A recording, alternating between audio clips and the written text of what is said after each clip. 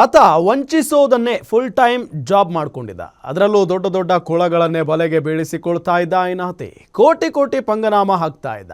ಬೆಂಗಳೂರು ಸೇರಿದಂತೆ ಬೇರೆ ಬೇರೆ ರಾಜ್ಯದಲ್ಲೂ ಆತನ ಮೇಲೆ ಕೇಸ್ಗಳಿದ್ವು. ಆದರೆ ಇದೀಗ ಅವನ ನಸೀಬು ಕೈಕೊಟ್ಟಿದೆ. ಬೆಳ್ಳಂಬೆಳಗ್ಗೆ ಕಿಲಾಡಿಯ ಮನೆಗೆ ಎಂಟ್ರಿ ಕೊಟ್ಟ ಸಿಐಡಿ ಆತನ ಬೆವರಿಳಿಸಿದ್ದಾರೆ.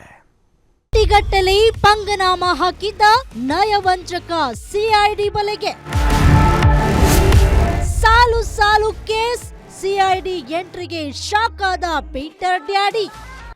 ಎಸ್, ಹೀಗೆ ಬಿಟ್ಟಿ ಬಿಲ್ಡಪ್ ಕೊಡ್ತಾ ಇರೋ ಈತ ಏನು ಸಾಮಾನ್ಯ ಅಲ್ಲ. ಬಿಗ್ ಶಾಟ್ಸ್ ಬಿಸ್ನೆಸ್ ಮ್ಯಾನ್ಗಳನ್ನೇ ಟಾರ್ಗೆಟ್ ಮಾಡ್ತಿದ್ದ ಈತ ಸಾಲ ಕೊಡಿಸುವ ನೆಪದಲ್ಲಿ ಹಲವು ಉದ್ಯಮಿಗಳಿಗೆ ವಂಚಿಸಿದ್ದಾನೆ.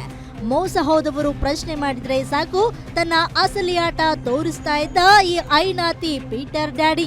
ಹೌದು, ಯಾರಾದ್ರೂ ಕೊಟ್ಟ ಹಣ ವಾಪಸ್ ಕೇಳಿದ್ರೆ ಸುಳ್ಳು ಚೆಕ್ ಬೌನ್ಸ್ ಪ್ರಕರಣ ದಾಖಲಿಸ್ತಾ ಇದ್ನಂತೆ. ಬೆಂಗಳೂರಿನ ಕೋಲ್ಸ್ ಪಾರ್ಕ್ ನಲ್ಲಿರುವ ಪೀಟರ್ ಡ್ಯಾಡಿ ಎಂಬಾತನ ನಿವಾಸದ ಮೇಲೆ ಸಿಐಡಿ ಆರ್ಥಿಕ ಅಪರಾಧ ದಳ ದಾಳಿ ನಡೆಸಿ ಪರಿಶೀಲನೆ ನಡೆಸಿದೆ.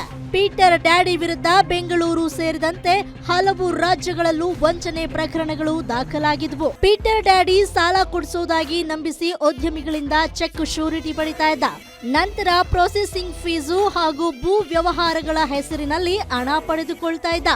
ಸದ್ಯ ಈ ವಂಚಕ ಪೀಟರ್ ಡ್ಯಾಡಿ ವಿರುದ್ಧ ಬೆಂಗಳೂರಿನ ಅಶೋಕನಗರ, ಹಲಸೂರು, ಬೆಳ್ಳಂದೂರು, ಜೀವನ್ ಬಿ ಮಾನಗರ, ಪುಲಕೇಶಿನಗರ ಸೇರಿದಂತೆ ವಿವಿಧ ಪೊಲೀಸ್ ಠಾಣೆಗಳಲ್ಲಿ ದೂರುಗಳು ದಾಖಲಾಗಿದ್ವು.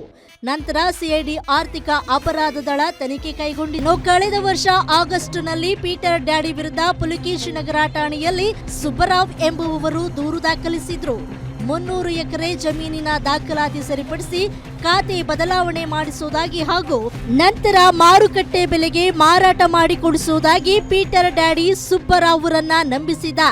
ಇದಕ್ಕಾಗಿ 96,50,000 ರೂಪಾಯಿ ಹಣ ಪಡಿತಾ ಇದ್ದಂತೆ. ಯಾವಾಗ ಕೆಲಸ ಮಾಡಿಕೊಡದೆ ವಂಚಿಸಿದ ಆರೋಪದಡಿ ಈ ಕೇಸ್ ದಾಖಲಾಗಿತ್ತು.